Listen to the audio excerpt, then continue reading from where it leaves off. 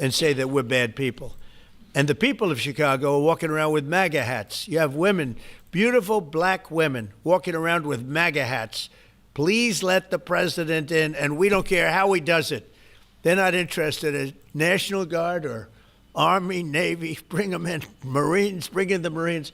They just want the crime to stop, and more so because of the success that we had in D.C.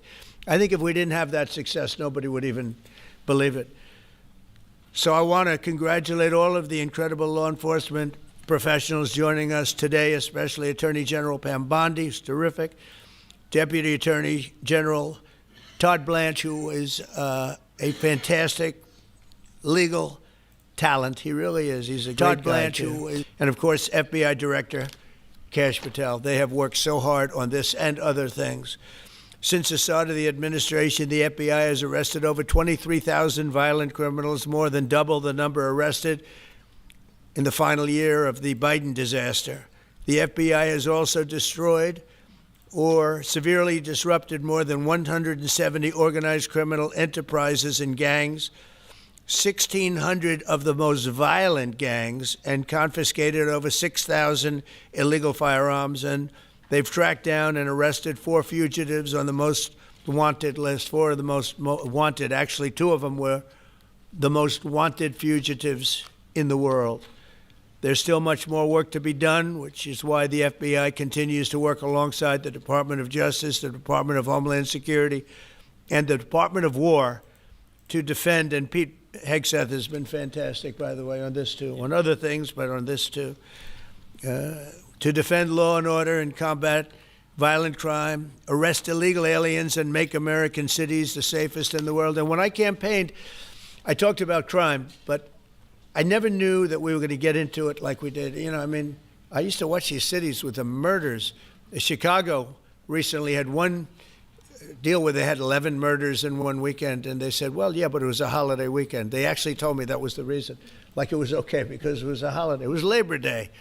These people are the worst. They really have to, they better, I tell you what, the people in Chicago and the people in places like that can be fixed. At some point, it gets to where you can't fix it anymore. It's too far gone. And we have some cities like that. But these are great cities that can be fixed. I'm going to be strongly recommending, at the request of government officials, which is always nice, that you start looking at San Francisco. I think we can make San Francisco government official. One of our great cities 10 years ago, 15 years ago, and now it's a mess. And we have great support in San Francisco, so I'd like to recommend that for inclusion, maybe in your next group. You'll get great support. Every American deserves to live in a community where they're not afraid of being mugged, murdered, robbed, raped, assaulted, or shot. And that's exactly what our administration is working to deliver.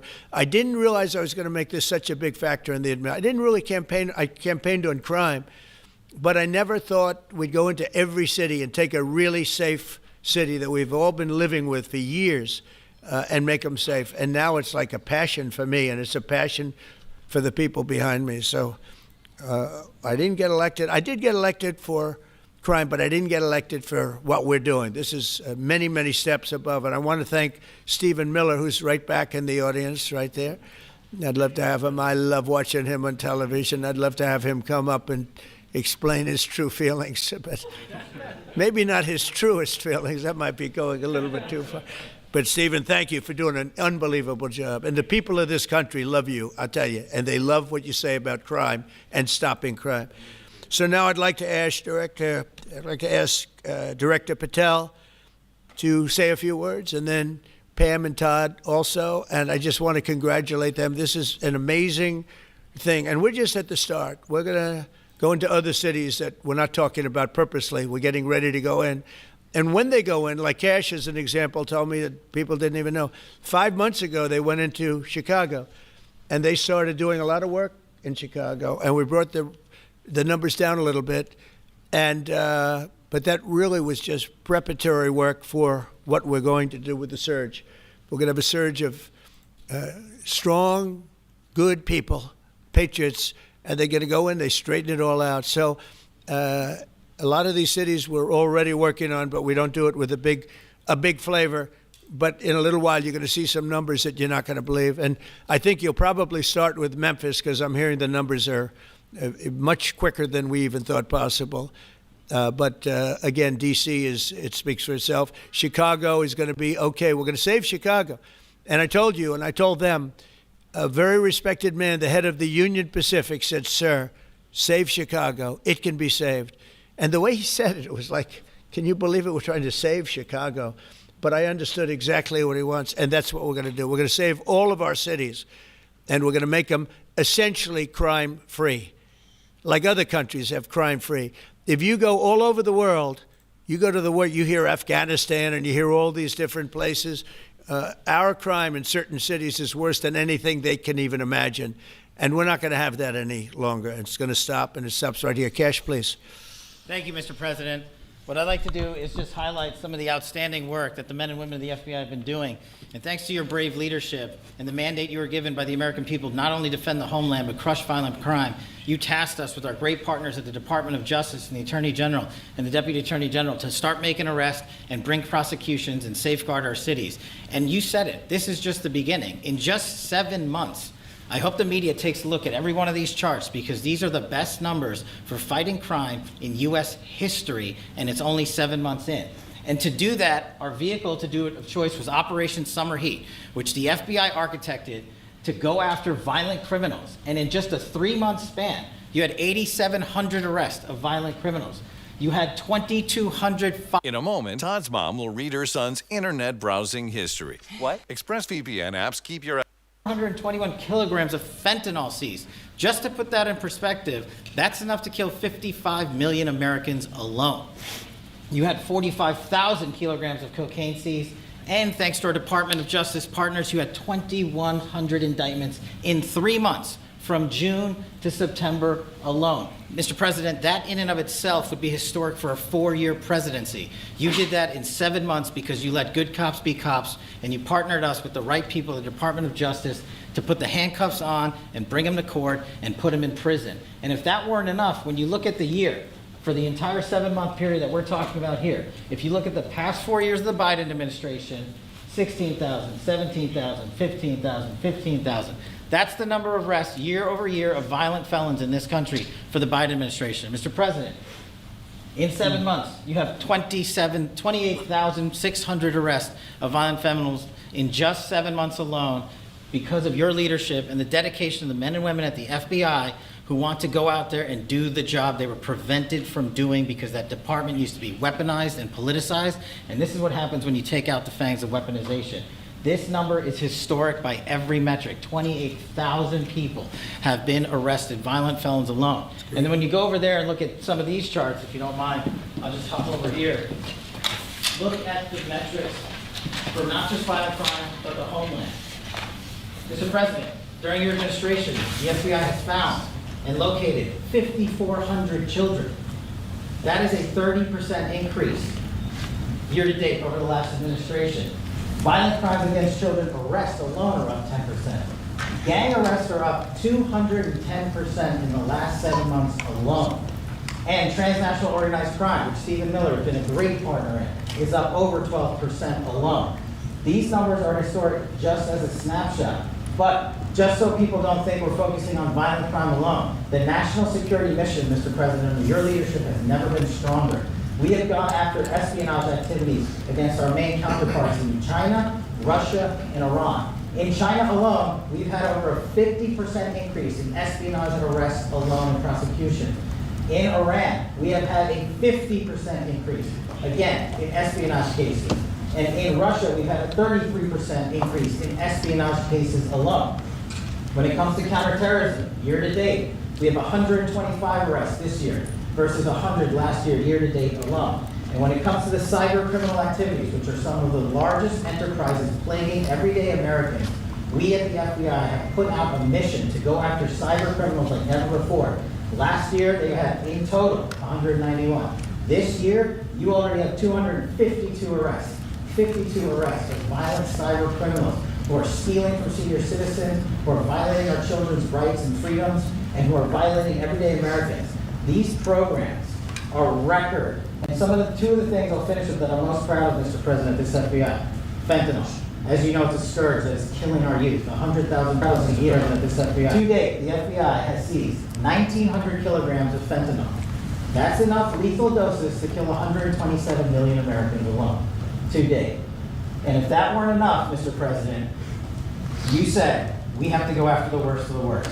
And you empowered our Department of Justice, our Attorney General, Deputy Attorney General, and the Deputy Director at the FBI, led the charge, not just on summer heat, but he also led the charge to the FBI's 10 most wanted fugitives. These people have been on the run for years. And in 7 months, you captured not 1, not 2, not 3, but 4 of the FBI's most top 10 fugitives. 4. And just to put that in perspective, Mr. President, the Biden administration captured 4 in all of 4 years. You're on 7, and we're going to get to 10. We're going to get to 10 of 10. This includes a lady who murdered her 6-year-old handicapped child and fled to India. We got her in 2 months. This includes a narco trafficker. This includes a sex trafficker. This includes another first-degree murderer and gangbang. These people were on the run because of the prior administration's reckless policies that destroyed our communities. And you came in and with a mandate said, go after the worst of the worst. This is just the beginning. This is what happens when you let good cops be good cops at the FBI. Mr. President, I just want to thank you for your incredible leadership, our great partnership with prosecutors who know how to bring cases and make sure these arrests stick. And that's what the Attorney General and the Deputy Attorney General have led the charge across this country. Because arrests without prosecutions are meaningless. We are deterring criminals from doing this activity.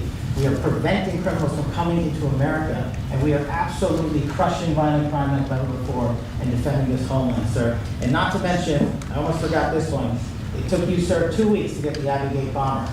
Joe Biden had 4 years to look for him.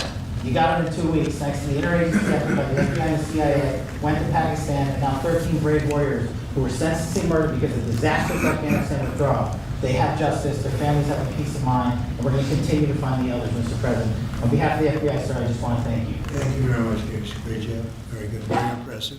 Pam, would you like to say something, please? President Trump, the men and women of law enforcement say 2 things to me repeatedly. First, you have taken the handcuffs off them and let them do their jobs, and you let cops be cops. That's why all this is happening. The director, the deputy director are working around the clock. All of these great men and women in the FBI, they have families at home, and they are working during a government shutdown right now. Many of them have small children. Many of them, I was talking to an agent this morning, many of them have babies at home, and they are working around the clock to not only keep our country, but our world safe. And that's what Operation Summer Heat did. Thank you, Director, and to the Deputy Director for everything you did on behalf of the Department of Justice, and you're going to continue to keep doing. And they set the stage for what we're doing in Memphis. You're going to hear a lot more about that, our joint task force next week, but they set the stage for Memphis. And last night alone in Memphis, there were almost 70 arrests. There were 12 guns seized. And there was a 70-year-old man arrested as a result of our operation in Memphis who raped a child under the age of 3. That one case makes everything we're doing worthwhile. So thank you all for being here on behalf of both of us. Thank you, President Trump. Thank you. Todd, you want to say something? Sure. Thank you, Mr. President. So this is a great day, and I think there's stats that the director talked about which are important, but I want to give 2 examples of what summer heat has done that actually will apply hopefully to everybody in this room. The first is for over 4 years during the last administration, there was a hotel in a town, the middle of a town in Alaska, that was being run as a drug den. There were over 1,000 calls to 911 over a 4.5 year period. There were multiple violent crimes, drug dealers, overdoses, and murders at this one hotel, ruining a community. Summer Heat went in there, it's not only arrested all the participants that were controlling the hotel, but seized the hotel. And so that's one example of what summer heat means to everyday Americans that just want to live in peace. The second example is a large narcotics trafficking group that was selling fentanyl in the state of Washington. They were shipping fentanyl and using commercial aircraft, putting fentanyl pills and powder in suitcases, flying them from the southwest border, mostly Arizona, all the way to Washington. It had been going on for an extremely long time, and the entire organization was arrested. And I say those 2 examples because it's easy to look at the board and see 1,000 arrests, how much different is our communities now compared to the past 4 years? But there's actual life examples. Every one of these arrests means that our streets are safer, and that's because of the work of this administration, of President Trump and Director Patel. So I will tell you, Attorney General Bondi and I are together every day with Director Patel, figuring out ways that we can continue to do this work, and it's not going to stop. Like the Attorney General said, and like the President said, this is just the beginning, or phase one, or a start, whatever you want to say, but it will continue on. So thank you, Mr. President, and thank you very much, Director Patel. And Mr. President, just one last thank you from the men and women at the FBI. You found a way to get these individuals paid during a government shutdown, our 1811 agents. So on behalf of the FBI, it's a great debt that we owe you, sir. They're now allowed to pay for their families, so thank you. And the military. Good. That's right. Thank you. Okay, thank you very much. Any questions, please? Brian, go ahead. Mr. President, first of all, I know the feedback I'm getting from the American people, but they want to say thank you. Law and order is not an option in this country. It's a mandate. So I know the American people thank you for that. In terms of the guns that have been taken off the street, do you have a number of how many guns were taken away from someone that had a prior felony or a previous crime, that perhaps we can prosecute that? Because I know that wasn't the case under Joe Biden. We don't take guns off the streets of people that are allowed to have guns.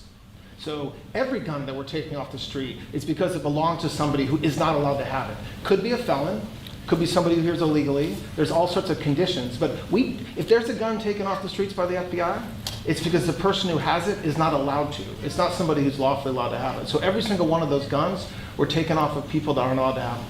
And not including the FBI, all of the other agencies. ATF alone, since January 20th, has removed over 25,000 illegal guns off our streets, just since President Trump's been in office. And Mr. President, if I could follow up on that, could there be any further conversation to have national concealed carry applied to actual DC? Like if you had a driver's license in Texas and you had a permit, of course you could drive. Well, as you know, they've been talking about that for a long time. It's an interesting question. A lot of people feel strongly both ways, but we are talking about that, Brian. Thank you.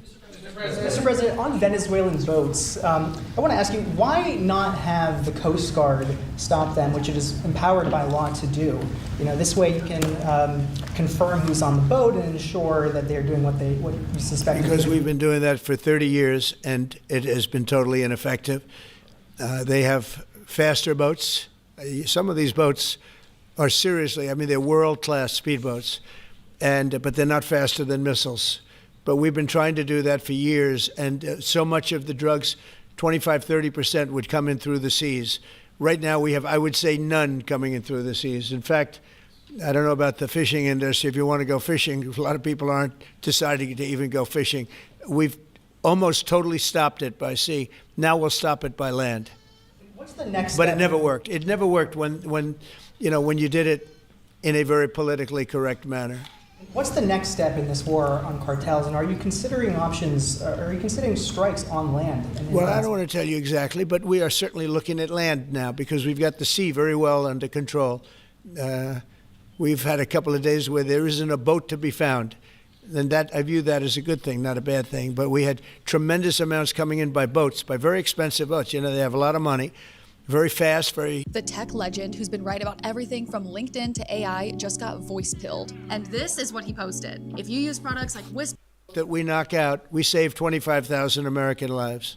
So every time you see a boat and you feel badly, you say, wow, that's rough. It is rough, but if you lose 3 people and save 25,000 people, these are people that are killing our population. Every boat is saving 25,000 lives, and you can see it. The boats get hit, and you see that fentanyl all over the ocean. It's like floating in bags. It's all over the place. And it's a tremendous, we're saving tremendous amounts of lives. Yeah, Mr. President, on that issue. I know you've talked about, I have a question for you, and then I also have a question for Director Patel.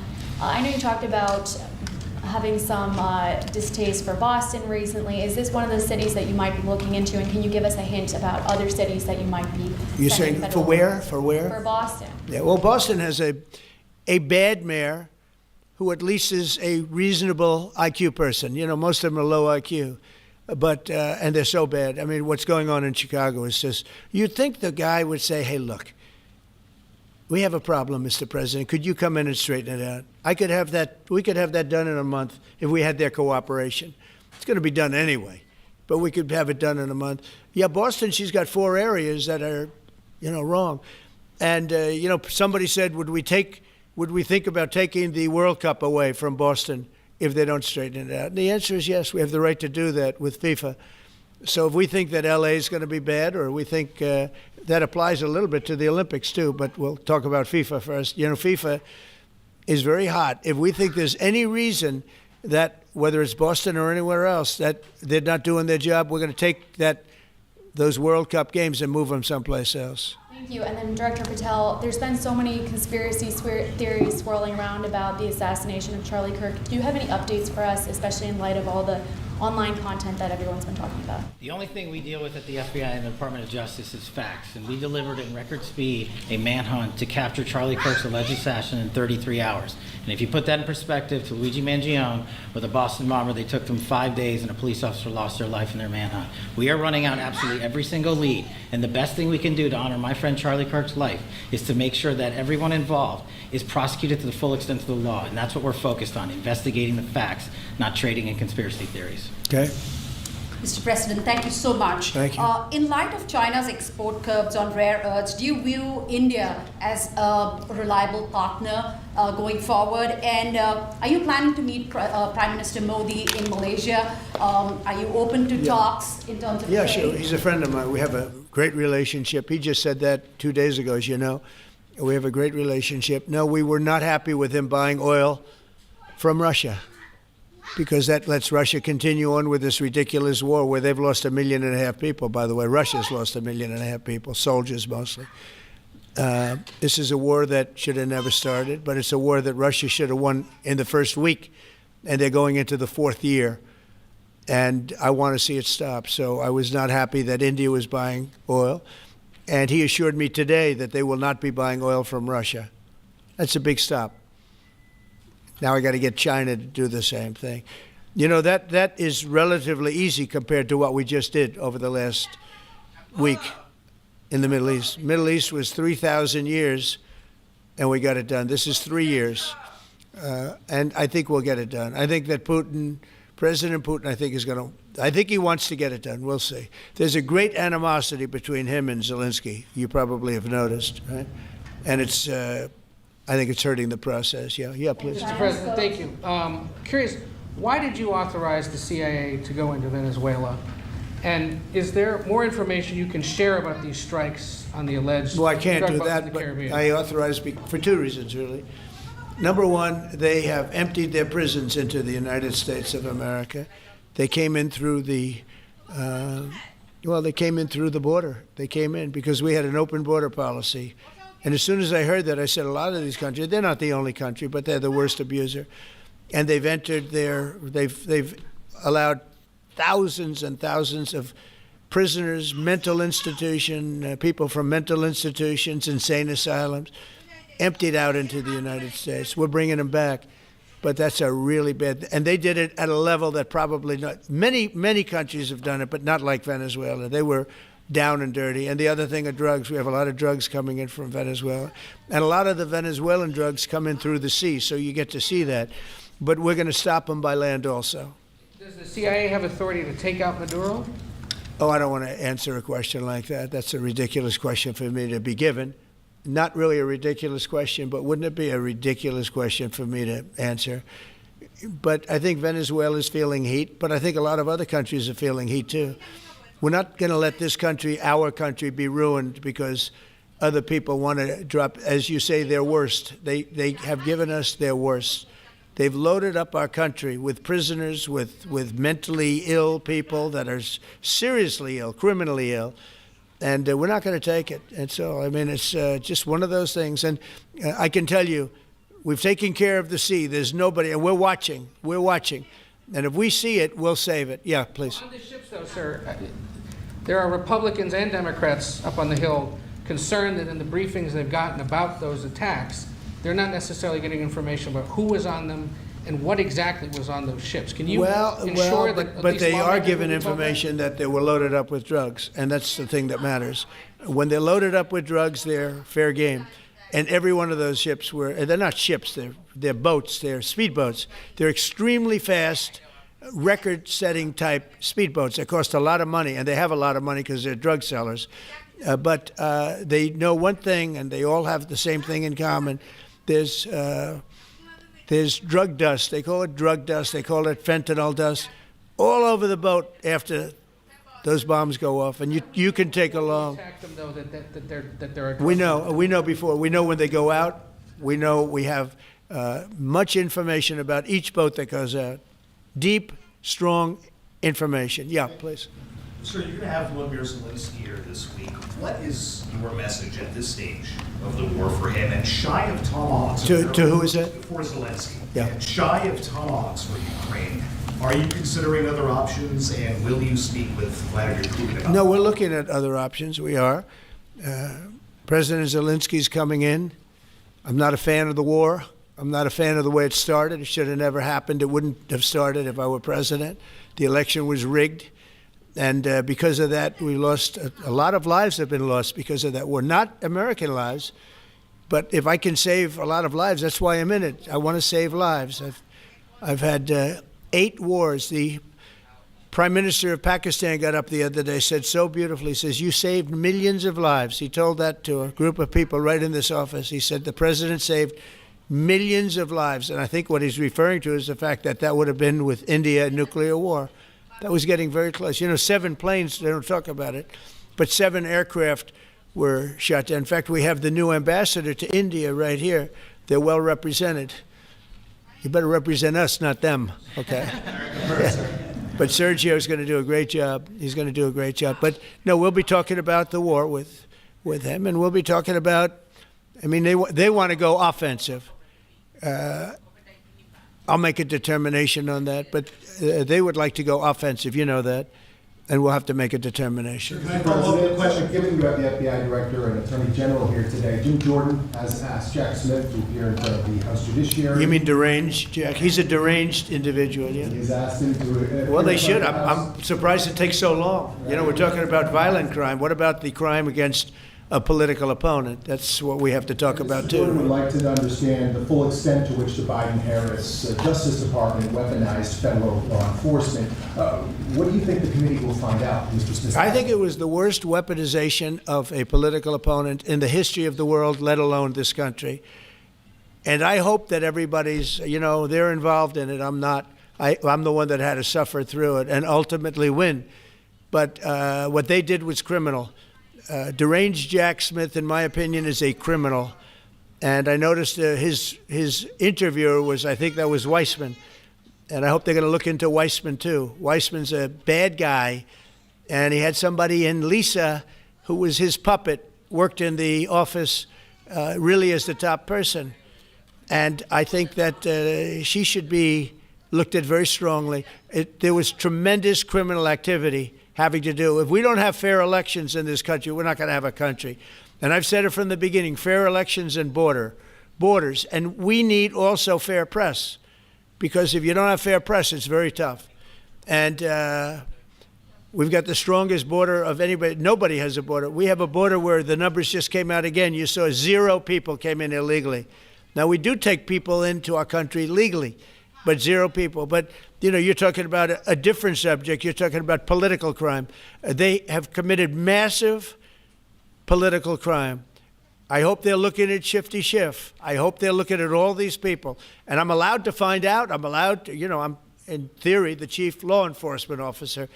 But I have a very good, talented group. This is about something else. But I hope they're looking at political crime, because there's never been so much political crime against a political opponent as what I had to go through.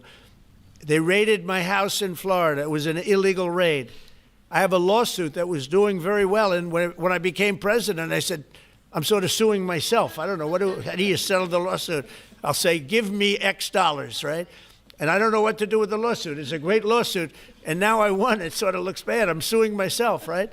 So I don't know. But that was a lawsuit that was very strong, very powerful. They raided illegally my house in Florida, Mar-a-Lago. They went through the drawers of my young son. They went through all of the cabinets and drawers of the First Lady. She walked in, she said, wow, what happened? because she's very meticulous, and this wasn't so meticulous as she looked into the drawers and she saw everything a mess. What they did against a person that just got out of office. And then you look at these corrupt people. You look at Hunter Biden. You look at the signature. As an example, the auto pen. I just signed so many different things. An admiral, a four-star general. I'm signing them left and right, the commissions. And by the way, I want to compliment John Thune and also Mike, our great speaker.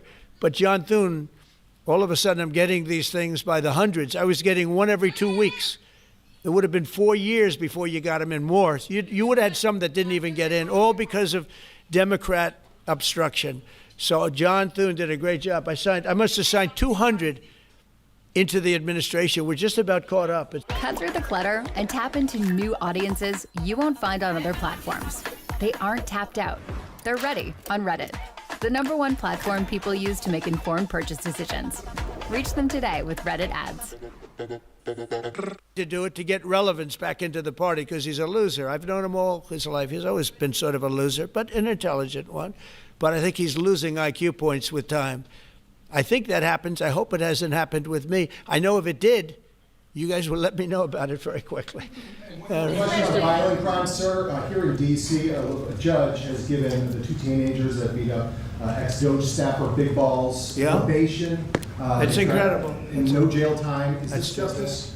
Jeanine Pirro is doing a fantastic job, and she is beside herself because you have these radical left judges that they beat the hell out of this guy. And there was many people against this one guy who was really trying to protect his girlfriend. He didn't want his hooded over the door but they really beat him up badly. That just happened, right? Yeah. Wow, that's terrible. I think the judge should be ashamed of himself. That's a big problem. You know, they can do their job and then they go into a court and the people are protected by these, I don't know where they come from. Where do these people come from? Where do the judges come from? I want to compliment on behalf of Pam and Todd and all of us because, Cash, I think that Jeanine has done a fantastic job. And the case I heard was like flawless. It's a flawless case. They have them on tape. They have everything. And then a judge gives them a little probation. These are rough guys. And they're young. And if that happens, they're going to grow up. They're going to be real bad. They're going to cause a lot of problems. Yeah, please. Go ahead. So, Sergey Bohr has just gotten back from India. Right. What were the conversations like with Prime Minister Modi and the other? I think they were great. He reported to me that he's a great man, you know. Modi is a great man. That he loves Trump. Now, I don't know if the word love, I don't want you to take that any different. I don't want to destroy his political career, okay? But you have to understand, I've watched India for years. It's an incredible country. And every single year you'd have a new leader. I mean, some would be in there for a few months. And this was year after year after year. And my friend has been there now for a long time. And he's assured me there will be no oil purchased from Russia. I don't know, maybe that's a breaking story. Can I say that? Would you say? There will be no oil. He's not buying his oil from Russia. It started. You know, you can't do it immediately. It's a little bit of a process. But the process is going to be over with soon. And all we want from President Putin is stop this. Stop killing Ukrainians and stop killing Russians because he's killing a lot of Russians. Again, it doesn't make him look good. It's a war that he should have won in 1 week, and he's now going into his 4th year. That does not make this big so-called war machine look good. But he could make a settlement. We're willing to settle. I thought we had a deal. The hatred of the two leaders is very, it's an obstacle. It's an obstacle. There's no question about it. But I thought we had a deal 2 months ago. Who would think I created peace in the Middle East and can't get the two guys to settle? But I think we'll get them. But if India doesn't buy oil, it makes it much easier. And they're not going to buy. They assured me they will. Within a short period of time, they will not be buying oil from Russia. And they'll go back to Russia after the war's over. Jennifer? On the shutdown, sir, are FBI officials being paid right now? Are all the FBI employees being paid? And are all the Well, that's what I understand. I hope so. Thanks to your great work, Mr. President, the 1811 special agents at the FBI are going to receive their paychecks. Got a lot of people paid, actually. We got the people that we want paid, okay? And we want the FBI paid, we want the military paid. We got the people that we want paid. And I'll tell you, the Democrats, They don't talk about this. You know, we're getting rid of programs that we didn't like, but that were negotiated in, but we didn't like. We're terminating those programs, and they're going to be terminated on a permanent basis. And it's thousands of people, and it's billions of dollars. We're getting rid of a lot of things that we never wanted because of the fact that they made this stupid move. And they don't want to talk about it. You know, they have their day coming up. I hear very few people are going to be there, by the way. But they have their day coming up, and they want to have their day in the sun. But they should really make a deal. So what we're doing, I mean, they call him Darth Vader, but he's actually a very